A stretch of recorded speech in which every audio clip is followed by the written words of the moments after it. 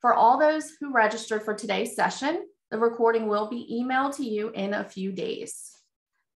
At the end of the presentation, Raphael will take time to answer as many questions as he can. At the bottom of the screen, you'll see a Q&A button. You can submit questions with your name or anonymously to be answered live. We will do our best to get as many student questions as we can. However, if your question is not answered by the end of the presentation, you can email it to careerservices@uagc.edu. We will follow up with Raphael to get any remaining questions answered. Also, feel free to engage in the chat. You can pose questions in the chat, and members of the University of Arizona Global Campus Career Service team will be available to answer questions during the presentation. If you have any technical difficulties, we recommend logging out of Zoom and logging back in. So without further ado, I would like to introduce our guest employer today. We have joining us today, Raphael Garcia. He's based out of Phoenix, Arizona, and he is the Senior Talent Acquisition Partner for the University Relations at Republic Services. Raphael has served in his role as Talent Acquisition and Recruitment for 4+ years, and he has served 20+ years in the Air Force in logistics. Raphael, thank you so much for joining us. I'll go ahead and turn it over to you. Thank you, Lavonda. I appreciate it. What I'll do is here, I'm going to share my screen. I do have a presentation. I'll keep it to about 25 to 30 minutes or less. I want to open up more time for Q&A at the end. I will also put in my contact information too. Feel free to reach out to me on LinkedIn too. So if there's any questions we don't get to today, more than happy to address offline.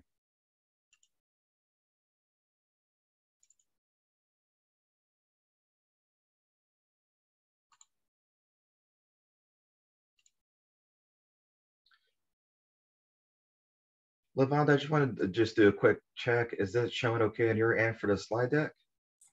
Yes, we can see everything perfect. Perfect. Well, once again, welcome everybody. Thank you for coming for the Republic Services information session today. This will be more of a broad information session. We do have a lot of opportunities, so won't cover every single thing, but I just want to give you a general snapshot and then open up more Q&A. Also, I'm more than happy after the Q&A session, you know, if there's some time, maybe like next week, that you wanted to have more of a private conversation, we can do that too offline if you're looking at particular roles.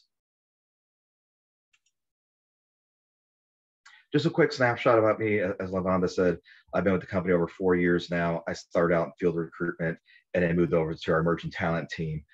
So my primary job is to find student talent for our various leadership development programs. However, I also connect graduating students into a direct hire, just-in-time hiring phases for both our corporate, IT, and our field teams. And we'll go over that here in a little bit here. And just a little snapshot about me, some of my background. I did not do recruiting in the military. It was operations and logistics, supply chain, plus a few of the other things that the military assigned to me in there. I kind of fell into that in the private sector when I transitioned out. Today's agenda, I'm just going to give a quick company overview. Then we'll jump into a little more about like operations of what we do. We'll touch on some different career paths, and then also talk a little bit about the recruitment process and where to go to apply, and then we'll open up Q&A. All right, who are we? So I knew of Republic Services prior to joining the company. I'll be honest, I was not looking to get into a trash company when I got out, but I was blown away by the recruitment process. The job shadow actually blew me away too, and it helped kind of seal the deal. I wish I would have found Republic Services right outside the military. It would have been, it's been a great fit for me. So we're the second largest non-hazardous collection of recycling and waste in the country right now. So we're about 41 states. We have 165 business units across those states. Kind of give you an idea what a business unit is like. It's anywhere from 1 to 5 locations that make up one business unit. Could be a combination of hauling, post-collections operations, which includes recycling, landfills, and transfer stations. And then they also usually have maintenance bays attached to hauling facilities too. 200+ employees on average for a business unit, and then looking at anywhere from profit and loss of 50 million to over 100 million. Just depends on the size of the city and operations. But we got about 35,000 employees across those 41 states. So on the traditional waste and recycling side, we divided the country to 10 different regions. There are regional offices with an area president and directors and specialists to help support each region.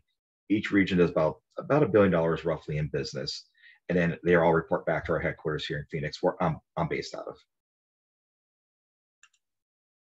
This gives a little more numbers here, kind of focus more on the fleet. We have 16,000 vehicles across the country. It's a very large fleet. We are starting to transition some of those on the West Coast first. So in California, Idaho, we've launched some electric vehicles. That's a new push that we're pushing into there. About 79% of our fleet right now is diesel, which is not very clean burning. So we want to transfer a lot of, especially our residential routes, which are more condensed, into electric vehicles. Right now, we're looking at different vendors who can handle our larger order zones, but looking probably about at least 3,000 to 5,000 vehicles coming online over the next 3 to 5 years. So that's one of our pushes. We got a lot of other innovations going on. I don't want to touch on all that here. It'll take up too much time. So I like this map. So everything in gray, that's our presence. That's our footprint. Just give you a nice snapshot of kind of where we are at. Everything in the white there, for the most part, we don't have much locations there, with the exception of our energy services division. So energy services is a whole nother arm of the company. They're based out of Houston, and they're there to provide services for our oil and gas customers, basically from the Dakotas down through Texas and a little bit in the Appalachian area. So if you got more of like an oil and gas background or something relatable to that, that's a whole nother area we could talk about too. So I think this is important, and I would ask this for any employer, if they have any business resource groups that you can join in the company. As of now, we have 4 business resource groups. Our first group was the Women Republic. Then our Veterans group, Valor, launched. Black Employee Network is our next group. And then just last year, Unidos launched our Latinx group. They're very inclusive. Anybody can join these groups. I'm actually a member of all 4. I'm on the leadership council for the Veterans and Military Families group. What do the groups do? They help with recruitment, retention, mentorship, and career path progression. Also, sometimes just sharing resources, and then we'll do fun events. Usually quarterly, the groups will get together and do it's called a Let's Talk event, and just talk about current events, different topics, and get to kind of know each other better throughout the company. So I'm going to transition over to operations. So as I said, our corporate headquarters is in Phoenix. So any kind of corporate role that a Fortune 500 company has, we have it here. So think about, finance and accounting, marketing, legal, a good chunk of talent acquisition. There's a lot ITs here. So there's a lot of different functions here in our Phoenix market, if you're looking more for those type of roles. For our field operations, so hauling yards, kind of give an idea what a hauling division is. You're looking at about 80 plus trucks roughly at a hauling yard. It just varies from location to location. I have others that have probably closer to 200 vehicles or more. So it depends on the size of the city. But basically we have drivers running those. We have operational leadership keeping those, all those routes taken care of. Dispatchers, clerks, you name it. There's a lot of different roles. They have sales teams, usually at our hauling facilities, also typically a accounting team there, in addition to the sales team, and some other functions. So recycling operations, as you saw in one of the previous slides, we have over 70 recycling centers across the country. I won't play this video because I don't want to take up too much time, but it's actually a pretty cool video. If you just Google Republic Services Plano Recycling Center, it's one of our state-of-the-art facilities for recycling. Las Vegas is another one. It's really cool to watch the video. I do recommend checking it out. And there's also really neat videos about landfills too. They're a lot more complex than I thought they were. But our recycling centers, think of it as like a manufacturing environment. So anyone with any kind of like manufacturing background could potentially be a good fit here. So not only do we have like heavy equipment operators, sorters, and forklift operators, we do have leadership roles to help keep the recycling center running efficiently. Transfer stations, a lot of this is just like a collection point, whether it's recyclables or if it's waste. and they'll collect it at these points, and then from there, either tractor trailers or trains will take it to the landfill or recycle center respectively. So these are strategically placed throughout the city, and a lot of times we'll have even competitors or this different government vehicles actually dump at our transfer stations, and then we'll take care of it for them. Landfill, like I said, there's some videos on this online that dives into this a lot deeper. Just a quick picture is kind of a little harder to see probably in the presentation, but it gives you an idea how complex it is. So it's not just covering it up with dirt and forget about it. Even when landfills are closed, we have an environmental team that monitors that landfill for many years after closure to make sure it's safe for the local communities. A cool fact about landfills, all of them produce methane gas from organics. Most of them produce enough methane gas we can actually tap into that gas, partner with a utility company, and empower the local community with the landfill gas. It's pretty interesting. Even our closed landfills, once the methane levels go down and they can no longer do that, what they'll do is some of the closed landfills, like Belleville, Illinois, for example, is a recent one that we launched. We'll partner with a solar company / utility company, and then we'll put solar panels out there and power a local community with that too, since it's just empty space. So the really cool things with the landfill, this is a whole nother big operations. Anybody that has like a construction background, whether it's from the private sector to military, could possibly be a good fit for our landfill operations. Of course, we're always looking for environmental professionals also. All right, so let's jump into the careers. So we are spread out to 41 states. I know U of A Global Campus has students spread out across the country and even overseas.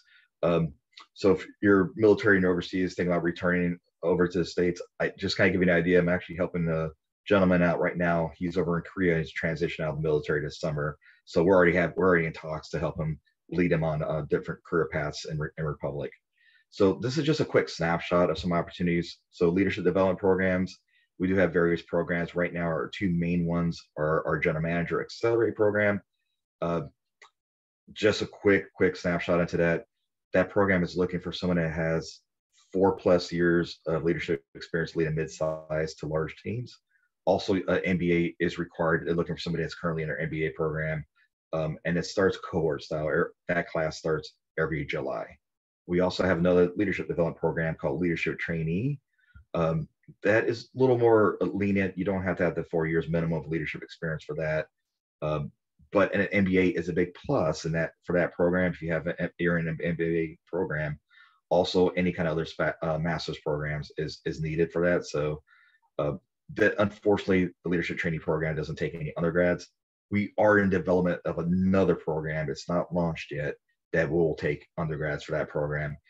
Once it's launched, it'll be a development program to become a frontline supervisor. So that's in the works. I'm hoping they get it approved soon. If not, worst case scenario, we'll recruit for summer 2023 for that program. And here's some other snapshots. So we got field operations supervisors, assistant division controllers, which is the right-hand person for our finance managers out in the field, staff accountants, sales, recycling auditors. There's a lot within the company. It's just as a quick snapshot. All right, so more corporate stuff that we touched on: IT, ops support, HR, accounting, business development, and analytics. A lot of that stuff's here housed at a corporate facility. I get a lot of questions with COVID going on right now versus like remote, hybrid. Most of our roles at corporate are either at this point hybrid or remote. It just depends on the position. The remote stuff will probably fall more under like talent acquisition, and some of the IT roles. And then when it comes to more like ops support, accounting, business, they're more of a hybrid schedule right now. We also have call centers spread out throughout the country. We got 3 very large ones, one in Chandler, Arizona, Charlotte, North Carolina, and Indianapolis. But we're also decentralized, and we have some in smaller markets too, like Jacksonville. These are environmental roles. I was touching on this with the landfill. We're always looking for strong environmental managers and specialists for our various landfill operations. Also, we do have more corporate functions here, for example, like the special waste analyst, a role that we have here at corporate to help support all the different functions in the field. All right, now touching more what the recruiting process looks like. So this is going to vary per role, but this is just a general snapshot. This is our website where we go to apply for jobs for anybody who's either transitioned military or a veteran. We do have a special site under the careers tab just for veterans. You can actually put in your job code and it'll let you know what some of the jobs that match your job code, or job codes like me where I switched careers within the military.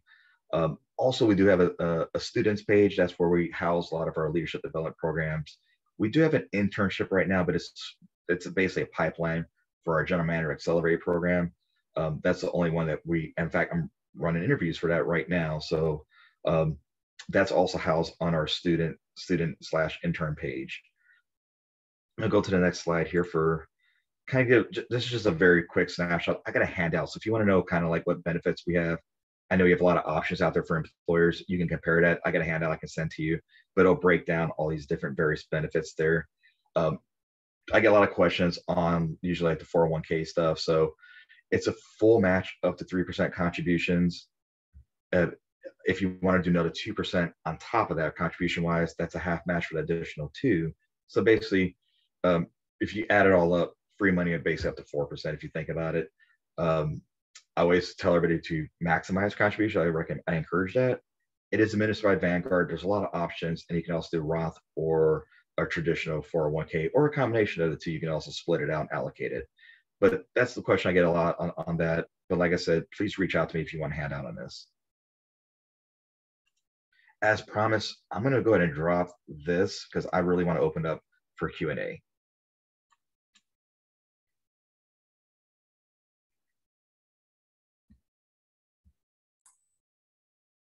So we had a few questions come into the chat for the Q&A. I know you touched on the remote. Can you talk a little bit more about that, being that a lot of our student population is, of course, they're all online and they're all over the country. Can you talk a little bit more about that? Yeah, definitely. So I'll be honest, traditionally, Republic's not a big remote company. Most of our roles were in person prior to the pandemic.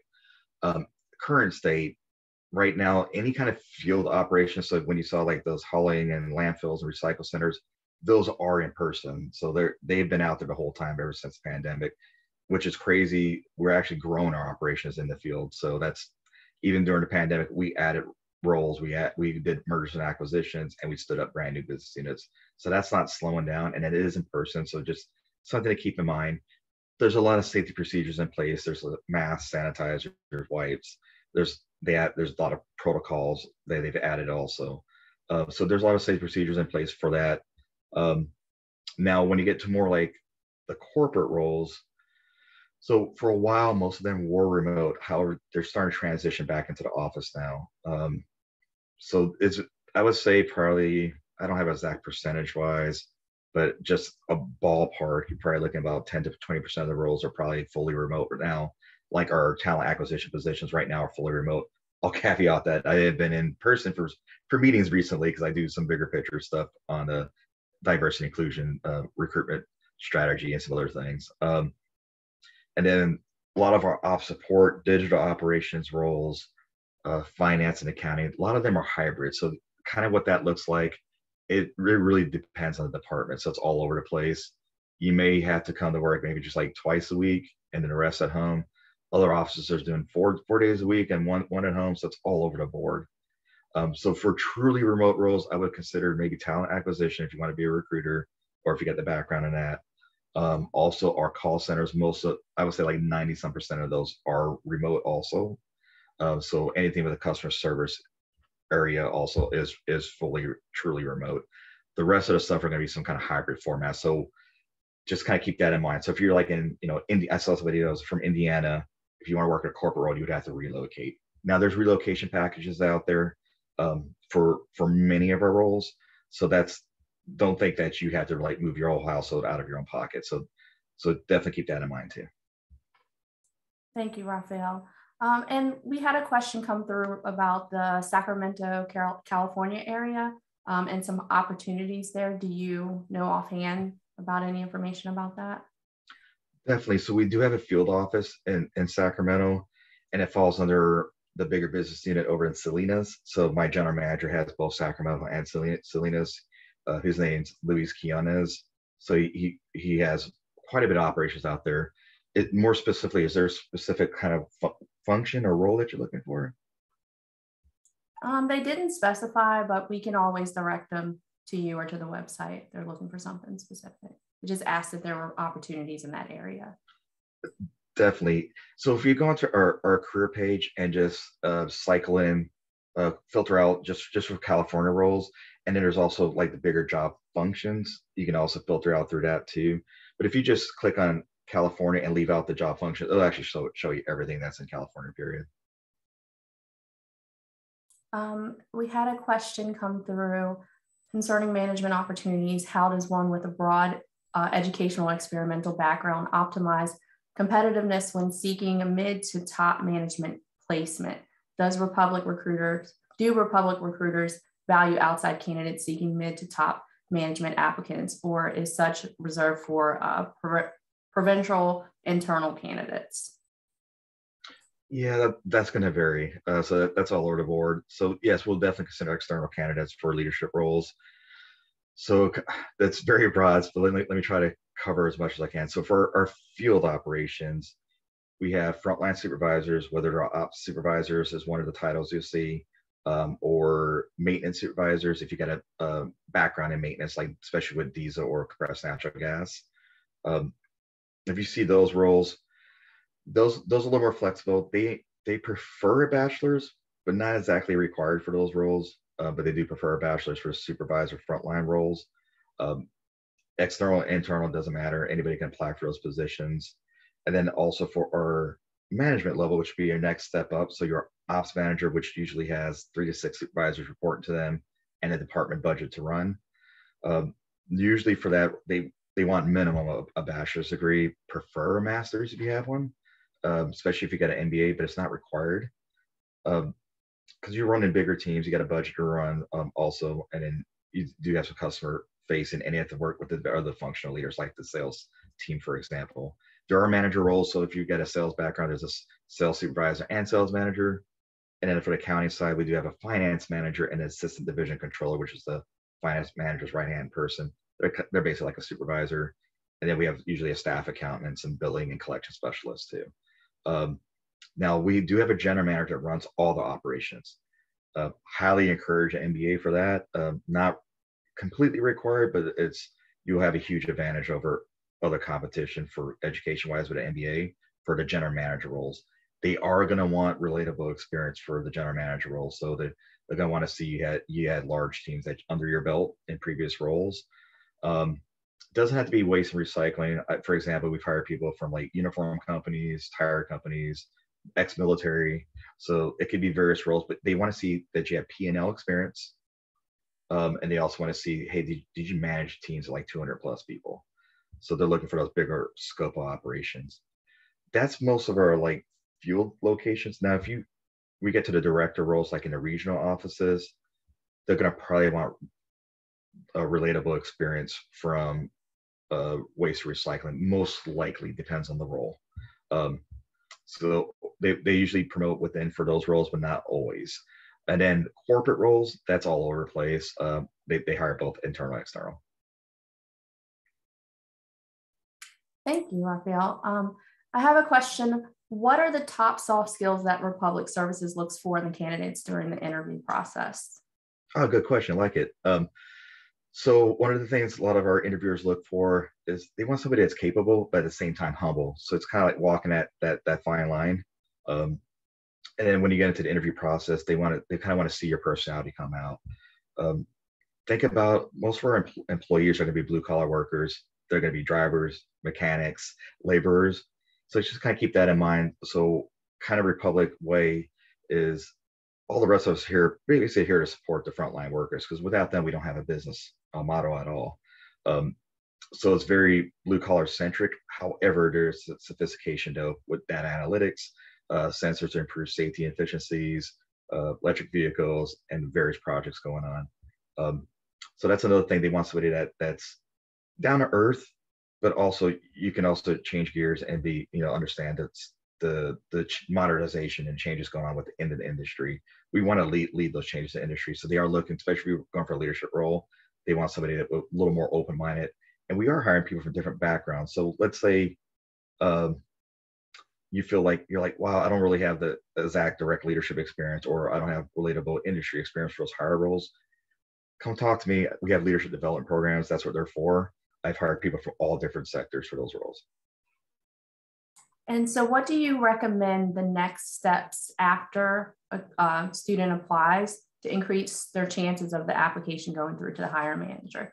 Should they contact you directly? Definitely. So I'll put my contact information in the chat here for connect me on LinkedIn. If you do apply to a specific role, let me know. So what I'll do is I'll look up the position, find out who the recruiter is, and then I'll connect you with that recruiter specifically. And also network on LinkedIn too. If you see other people within my LinkedIn profile, say, hey, I met Raf at this info session. I saw that you're in Sacramento, for example. I like to learn a little more about the operations there. Use your network. That does help, because when you get kind of recognized in that sort of forum, it shows that you're very interested into the company. And do your homework too. So look up our sustainability report. It's online. You can just Google Republic Service Sustainability Report. It's a deep dive into the company, but show them that you're interested in a company. You've looked up a few things. Also, leverage other networks too. So for example, if you're a military veteran transitioning or already transitioned out, there's the 50 Strong network. Definitely encourage joining that network. If you're a military spouse, join the MSEP network. There's another network called, more specifically for if you're pursuing an MBA or thinking about getting an MBA, it's called Forte Foundation. It's women in leadership. They support women getting their MBAs and go into leadership roles in the corporate sector. Definitely check that out too. There's other groups out there for MBA specific, like the Consortium, National Black MBA Association, and MLT. Those are all great groups to network with too. Not only these other groups will give you exposure to Republic, but you're going to get exposure to other companies too. So I highly recommend checking them out. Okay, and I guess a last question. There are some students asking about their undergraduate. Can they get hired in certain roles like customer service representative positions? Or where would you suggest that they apply? So for an undergrad degree, it varies on your experience. So if you don't, let's say you don't have a whole lot of work experience, the positions I recommend, there's a sales role called associate account manager. They're out in our field locations, 165 business units out there, and basically you're supporting the sales team. So, and you're learning, if you want to learn more about moving up, that's a good place to start. And then you can move either into an account manager or an account executive role from there. Kind of give an idea what an account manager does. You're basically keeping our current customers happy and maybe expanding business. Account executive, they're more of new business development. And of course, there's leadership roles. We also have roles for anybody that has like a government background or possibly military background, contracting, that sort of stuff.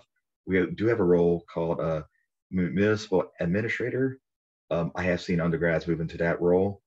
So that's another one I would consider too. We don't have as many of those as associate account managers, but that's something to look into. And then there are some functions here at corporate. So maybe if you have undergrad in accounting, we do have entry level like accounting degrees at corporate, and then maybe out in the field for like our billing or collections roles is another roles they'll take undergrads with. Awesome, thank you. So it looks like our time is coming to a close, but I want to thank you, Raphael, for joining us. If you want to connect with Republic Services and other organizations that are actively hiring for full-time positions and internships, you can log into Handshake through your student portal. Keep an eye on Handshake or the UAGC Connect for more career service events.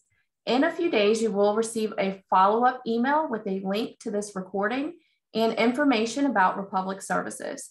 If you have any questions for the University of Arizona Global Campus Career Services on your resume, cover letter, job search, please email Career Services at UAGC or log into Handshake through your student portal to explore more resources. Thank you so much, Raphael, and thank you everyone for joining us today. Lavonda, real quick before we close, I did drop in my contact information. It's probably best to connect me on LinkedIn. My email gets blown up quite a bit, and it's hard for me to get on the phone. But it is out there for any students who want to connect me on LinkedIn for specific like roles and locations. I will make sure to send that information out to them. Thank you very much. Thank you, everybody. Thanks for coming. Thank you. Bye-bye.